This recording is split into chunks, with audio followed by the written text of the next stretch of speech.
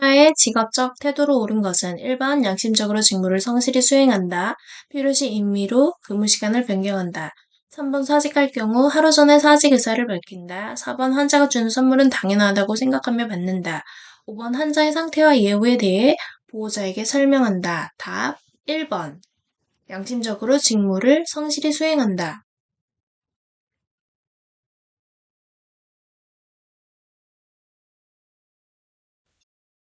양심적으로 자기의 직무를 성실히 수행했을 때는 간호 대상자로부터 존경과 신뢰를 받을 수가 있고요.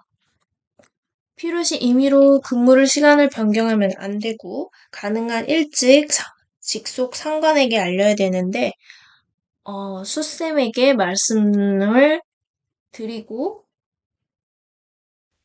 한 달 전이나 휴가 같은 경우는 몇 개월 전에 말씀을 드려야 되고요.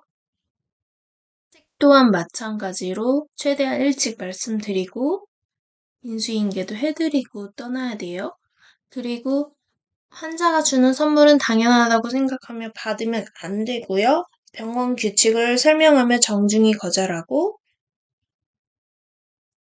환자의 상태와 예후에 대해서는 환자들이 많이 알고 싶어 하더라도 이것을 말씀하시는 것은 간호조무사의 업무에 속하지 않아서 함부로 말씀해서는 안 되고 환자의 이상 증상이나 궁금해하는 것을 간호사에게 보고하고 의사나 간호사에게 직접 문의하도록 설명해야 해요. 간호조무사의 직업적 태도로 옳은 것은 1번 간호조무사의 편의에 따라 업무를 수행한다. 2번 쉬운 일이라도 정해진 순서와 절차를 따른다. 3번 환자 가족에게 치료 결과를 친절하게 설명해준다. 4번 말기 환자의 선물은 감사 인사로 생각하고 받는다. 5번 직무 범위를 벗어나는 일도 자신이 할 수 있는 일은 한다. 답 2번 쉬운 일이라도 정해진 순서와 절차를 따른다. 예를 들어서 쉬운 일이라도 정해진 순서와 절차를 따른다. 무균술 지키기 이런 것들이 되겠어요. 소통 같은 경우는 의사가 할 일이고요. 4번은 안 되고요. 5번도 안 합니다. 환자 가족의 사생활을 알게 되었을 때 직업 윤리를 준수한 행동으로 옳은 것은 1번 칭유와 공유한다. 2번 의료진에게 보고한다. 3번 동료 간호조무사에게 인계한다. 4번 간호조무사 혼자만 알고 있는다. 5번 자신이 알고 있다는 것을 환자에게 말한다. 답 4번 간호조무사 혼자만 알고 있는다. 보고는 자살을 암시할 때 보고하시면 되시고요. 동료 간호조무사에게 인계할 수 없고 참아야 하고요. 4번이 답이 맞고 친구와 공유한다고 해도 3천만 원의 벌금과 3년이 선고되겠죠?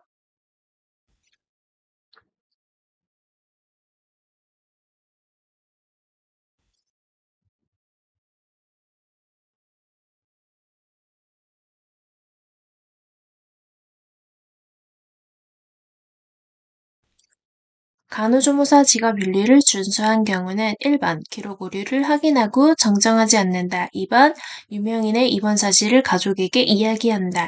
3번 혈압계가 파손되었음을 관리자에게 보고한다. 4번 유효기간을 확인하지 않고 소독물품을 준비한다. 5번 환자의 요청으로 환자가 복용하는 약을 버려준다.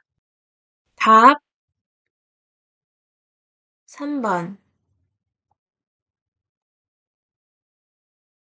1번은 오류를 정정해야 되고요. 2번은 환자의 비밀을 유지해야 되고요.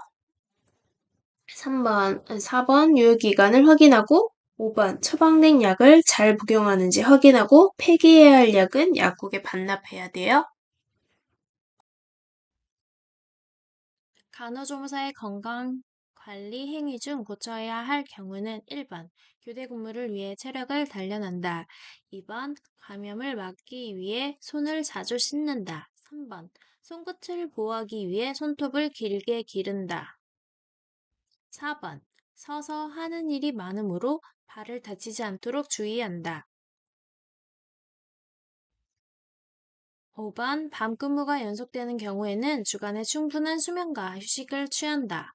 답 3번 손끝을 보호하기 위해 손톱을 길게 기른다.